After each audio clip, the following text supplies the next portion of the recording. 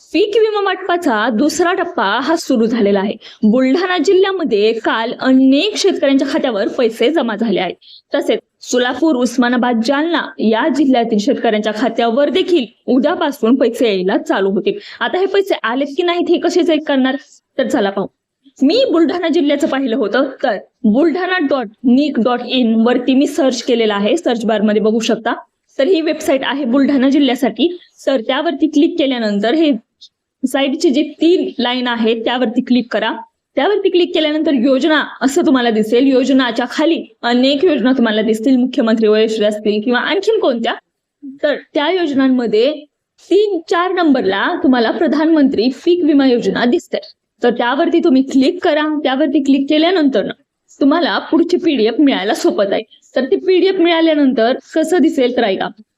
Farmer wise list of eligible claims of Buldhana district.